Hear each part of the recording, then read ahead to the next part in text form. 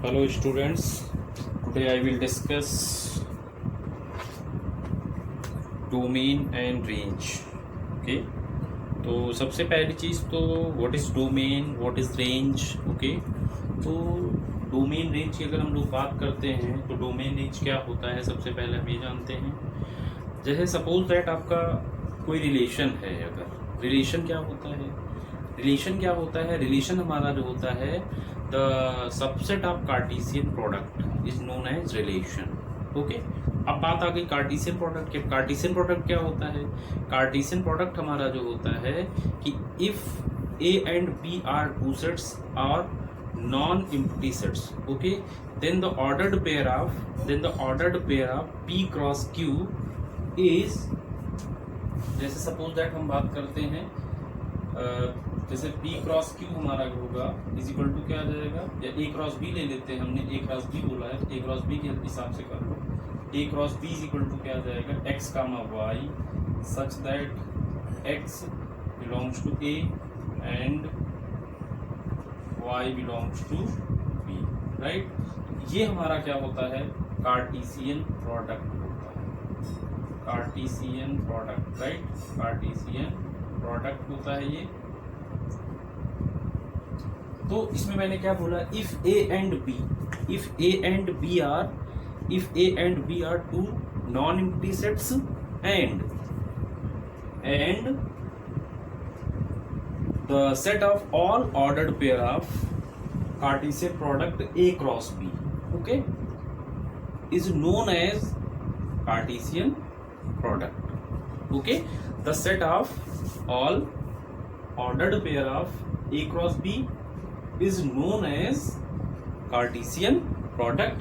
It is represented by this one, A cross B is equal to x comma y such that x belongs to A and y belongs to B। तो ये हमारा Cartesian product है। अब बात करते हैं ordered pair की।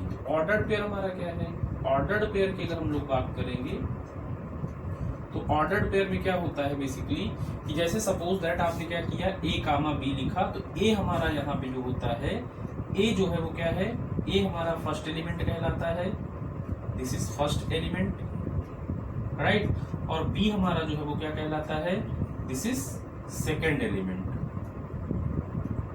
Okay, this is first element, this is second element. तो क्या होगा, ये फर्स्ट एलिमेंट के प्लेस पे होना चाहिए और ये सेकंड एलिमेंट के प्लेस पे होना चाहिए, और इसको अगर हम स्मॉल ब्रैकेट में कॉमा करके लिख देते हैं तो यही हमारा कहलाता है ऑर्डर्ड पेयर। तो कहने का मतलब क्या हुआ, ये जितने भी ऑर्डर्ड पेयर हैं, set of all ordered pair in A cross B, right, इनके कार्टेशियन प्रोडक्ट में सारे ऑर्डर्ड पेयर यहाँ लिए जाएंगे, दैट्स व्हाई ये आपका कार्टेशियन प्रोडक्ट हो जाएगा। ओके, अब हमने आपको बताया रिलेशन। तो रिलेशन क्या है, रिलेशन क्या होता है, रिलेशन हमारा जो होता है the subset of Cartesian product,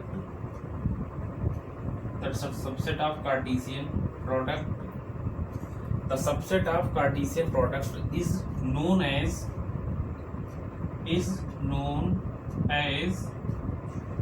relation। okay, is known as relation। तो सबसे पहला काम हम कार्टेशियन प्रोडक्ट की बात करते हैं, देन आफ्टर हम रिलेशन समझाते हैं, देन आफ्टर हम डोमेन एंड रेंज बताते हैं। ओके, अब देखिए सबसे पहली चीज तो यहाँ पे आप डोमेन समझ लीजिए। डोमेन हमारा क्या होता है, डोमेन जैसे सपोज दैट हमने कोई रिलेशन लिखा, उस रिलेशन का हमारा जो फर्स्ट एलिमेंट होता है वो क्या कहलाता है, first elements of set of, ऐसे लिख लो, set of all first elements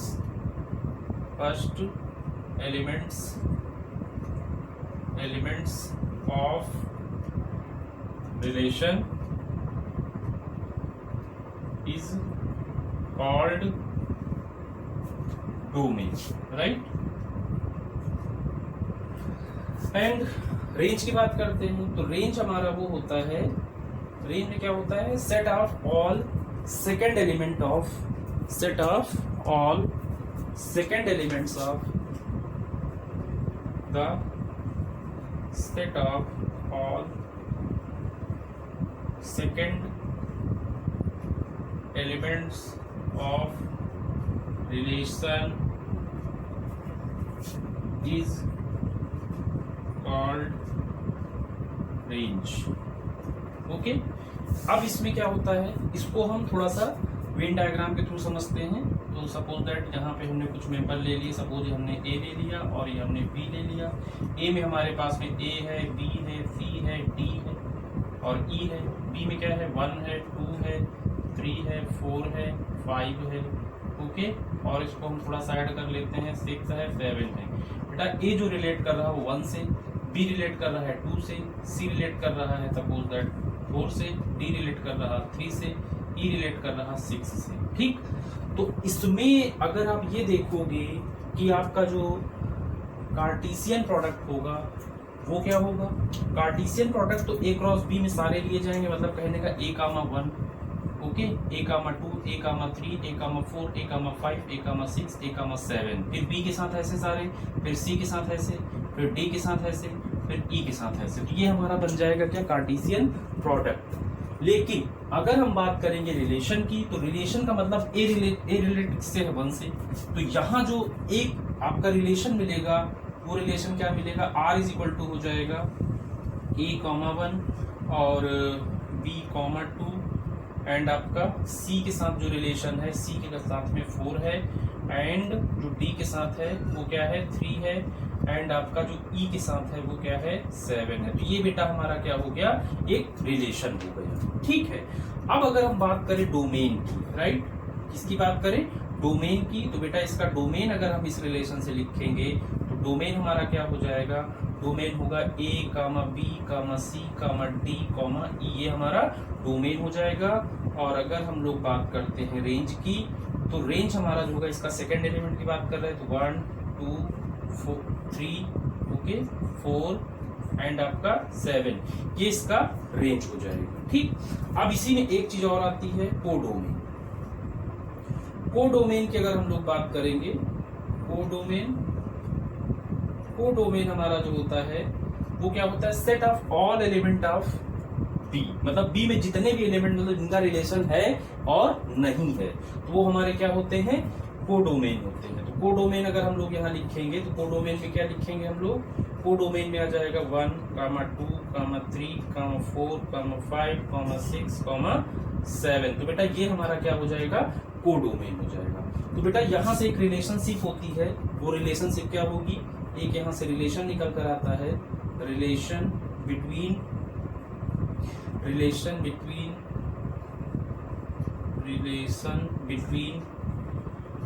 range and codomain.